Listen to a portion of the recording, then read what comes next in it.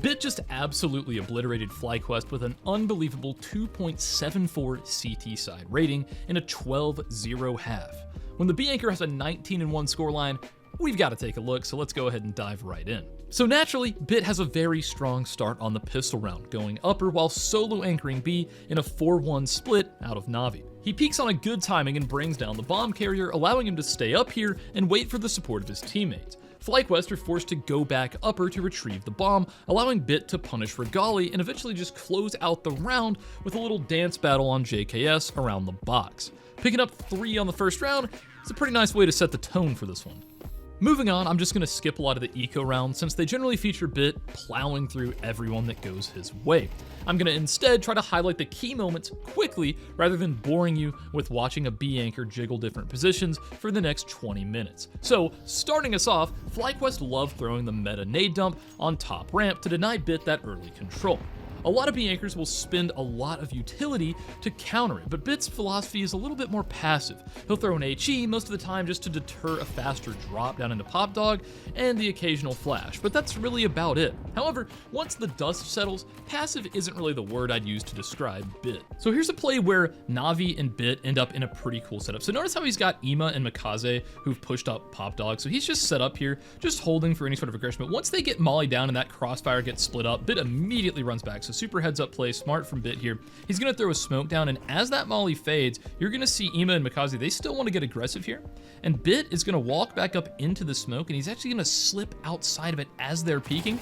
And this just results in a completely devastating 2-piece opener out of Bit, Ima, and Mikaze. I think this is just such a great way to play this and really take advantage of that CT-sided train. He even picks up a second here, which is just, I mean, the round's over. First buy round, completely over. And hey, before we dive into the rest of the rounds, I want to thank today's sponsor, Skins Monkey. For those of you that don't know, Skins Monkey is an automated CS2 trading site that allows you to select the old skins you don't want anymore and pick out some new ones from the monkey. It's a great way to freshen up that old dusty inventory, and hey, that's not all. They have some amazing filter and selection features, as well as 24/7 live support. If you click the link in the description, you can get a free $5 and a 30% deposit bonus that becomes 35% if you use my code TACTICS on the site. Don't miss out on this offer and check out Skins Monkey today. Let's get back into the video. So this is a classic Navi opening here. You're gonna see Bit, who's just gonna throw the standard utility here. He's gonna respond to that Molly with an HE grenade. You're gonna have Alexi, who's gonna throw a flash here on a good timing to where Wonderful's gonna peek out and then take this deeper line. So I think this is a good way to go for it. I think Wonderful ends up missing the shot here, unfortunately, which is not a great look here, but he gets another flash, he backs out, and Bit, off the back of that, ends up taking a lot of space with that flash. And he also reads that they're probably falling off, which he's completely correct about. So this allows him to just take so much control here. He's gonna throw a smoke, which is just basically going to cut them. It's just going to cut off the B site as an option. And JKS and INS, they both kind of realize this, I suppose, and try to get back in front of it, but it's just going to result in the easiest 2K you'll ever see out of Bit. So another just great way to play that, and just making it look easy. So in this round, Bit actually finds his first death, and it's actually really unfortunate. He's the solo anchor on B this round, so he's super passive with his utility. He's waiting to throw a molly here if he hears anything, but guess what?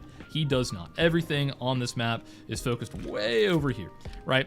So he's just gonna do standard solo anchor things like just, you know, move around, you know, get in a pretty passive position here. And he's just not really gonna do much until the clock bleeds down, you know, under 40 seconds, in which he decides to go ahead and use his Molotov. And he's gonna play kind of up close here. He's gonna throw this HE that a lot of teams throw. This is so good. If he had maybe waited a couple of seconds, it probably would have done some huge damage. But no big deal. It's all a guessing game. But this is where, I mean, he honestly just gets sold out here by Ima. Ima is gonna be trying to throw a flash for him.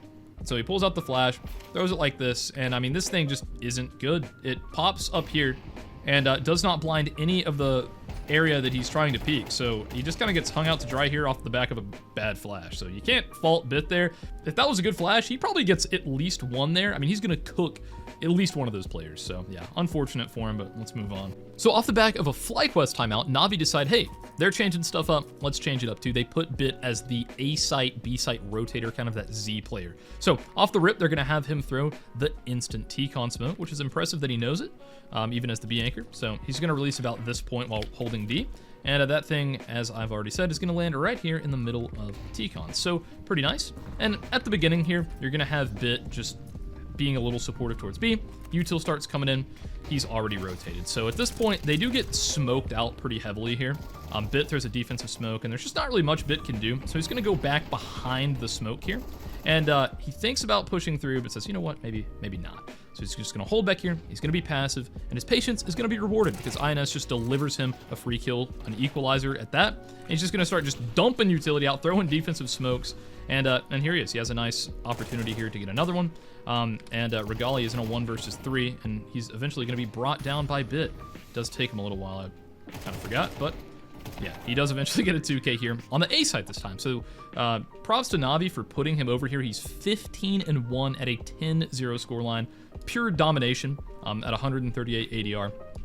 And I just think that's heads-up calling. I think that's the sort of thing you expect from an Alexi B Blade combo, just taking your hot start player and getting him off the B anchor on a round that you're expecting something a little pacier out of FlyQuest. So finally, in the last round of the half, b1t's HE's been throwing every single round. It finally pays off and just crushes INS, who's trying to get down into Pop Dog early on.